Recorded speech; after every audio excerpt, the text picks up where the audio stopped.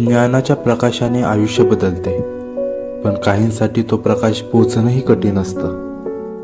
मात्र इच्छाशक्ती असेल तर अशक्य काहीच नसतं.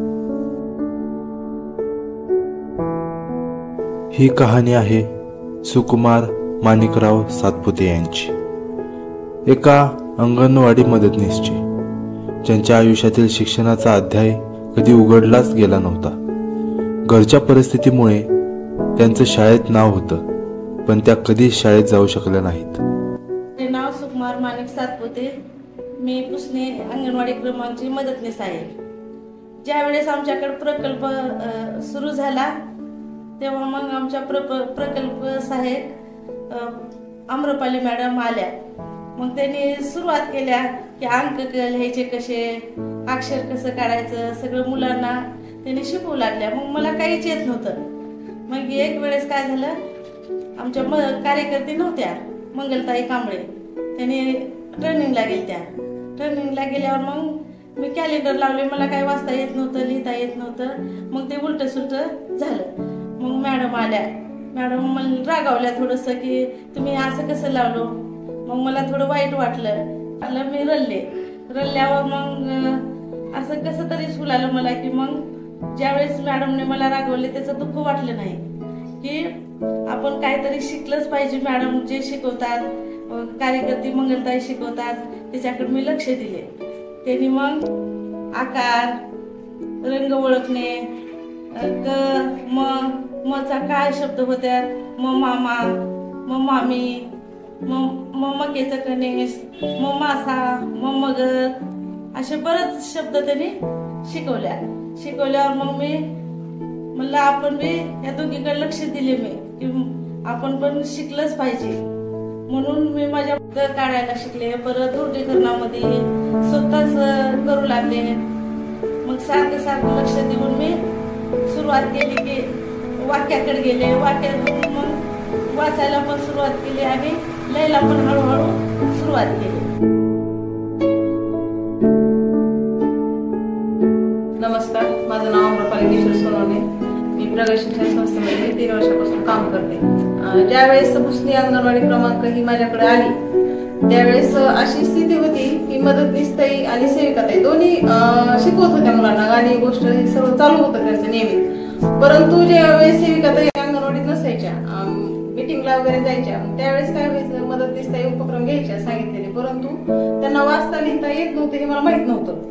त्यांनी कॅलेंडर लावताना काय करायचे, वार वेगळाच असायचा, तारीख वेगळी, म्हणजे जे त्यांना हातात येईल आणि तिथं लावून टाकलेलं असायचं त्यांनी. असं मी विचारलं, मॅडम असं का होतंय तुमच्याकडून, म्हणजे तुम्ही तारीख वेगळी लावला, असा वार वेगळा लावला, असं का होईल. त्यांनी म्हटलं की मॅडम मला लिहिता वाचता येत नाही. म्हणलं शिक्षण तर तुम्ही 7वी सांगितलेलं आहे, लिहिता वाचता कसं काय येत नाही. त्याने म्हणले मॅडम मी शाळेत गेले, शाळेत नाव होतं परंतु मी शाळेत कधी गेलेच नाही, शेतात कामाला जायचं. त्यामुळं फक्त 10वी पर्यंत माझ्या 9वी 7वी पर्यंत माझ्याकडे TC आहे आणि मला अभ्यासातलं काहीच येत नाही. म्हणलं ठीक आहे, आपण काय करूया, आता मुलांसोबत आपण जे शिकवतोय त्याच्यासोबत तुम्हीही थोडासा प्रयत्न करा. जो अंक शिकवताय, जो अक्षर शिकवताय मुलांना, ज्यावेळेस सेविकाताई शिकवतील त्याच वेळेस तुम्ही स्वतः एक मुलं आहेत ह्या दृष्टीने त्यांच्यासोबत बसा, काय होते ते आपण थोडं थोडं बघूया. असं त्यांनी थोडं बसायचा प्रयत्न चालू केला. बस मुलांसोबत एक एक अंक, एक अक्षर, रंग, आकार ह्या गोष्टी ज्या आहेत प्राथमिक स्वरूपाच्या ह्या त्यांनी अनुभवायला सुरुवात केली. तिथून मग त्यांना ते जेव्हा अंक अक्षर ओळख झाली चांगल्या प्रकारे, मग त्यांना म्हणलं इथून पुढे आपण थोडंसं जोड अक्षर बघूया, आपण वाचूया. प्रगत शिक्षण संस्थेमध्ये जे पुस्तकं आहेत प्राथमिक स्वरूपामध्ये 1ली 2रीला जे वापरले जातात त्या पुस्तकांचा वापर मी त्यासाठी करायचं ठरवलं. मग मी आमचे प्रकल्प अधिकारी घोरपडे सर यांच्याकडून 3 पुस्तकं घेतले, भाग 1, 2, 3, आणि ते पुस्तकं मदतनीसताईला दिले आणि त्या पुस्तकातील टप्प्याटप्प्याने जे घटक आहेत ते सोडवून घेतले आणि त्या पुस्तकांचा खूप सुंदर वापर त्यांनी केला आहे आणि त्यामुळे त्यांना लिहायला वाचायला कुठल्याही प्रकारची आता अडचण येत नाही.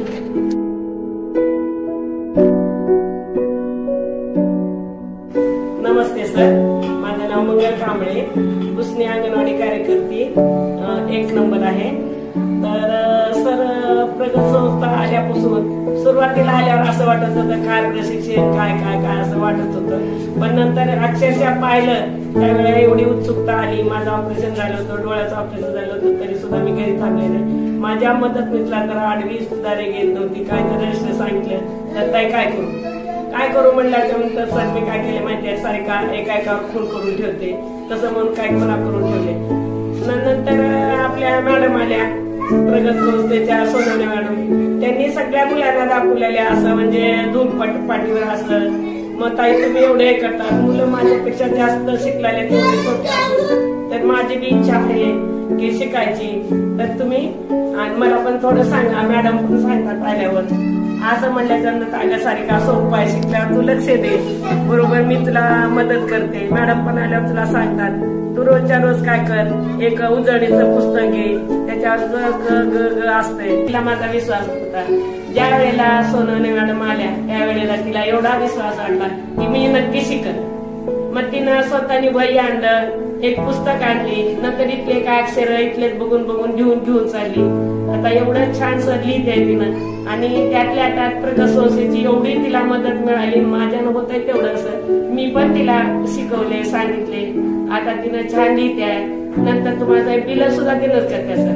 आता मला म्हणते राहू द्या तुमचं ऑपरेशन झालं मी बिल करते, राधाताई मी हाजरी भरते, राधाताई वजन उंची घेते, सगळं स्वतःहून सर करते. तिला एवढं उत्सुक वाटतंय की मी ताईंपेक्षा जास्त शिकले, एवढं तिला एवढी हाऊस वाटते की असं वाटतं की प्रगत संस्थेनं मला केवढा मोठी शिदुरी दिली, जन्मभर मला ही शिदुरी संपणार नाही. मी किती जरी खाल्ली तरी माझी शिदुरी जशाला तशीच राहणार आहे.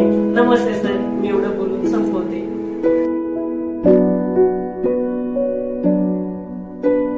ही कहाणी आहे जिद्दीची, शिक्षणावरच्या प्रेमाची आणि प्रगत शिक्षण संस्थेच्या एका सुंदर प्रयत्नाची, ज्याने एका आयुष्याला नवा उजाळा दिला. त्या आज फक्त मदतनीस नाहीत, त्या आता शिक्षणाचा एक भाग झाल्या आहेत. त्या आता फक्त अंगणवाडीतील मुलांच्याच नव्हे तर स्वतःच्याही भविष्याचं रजिस्टर भरत आहेत. होय, मी लिहू शकते आणि वाचू शकते.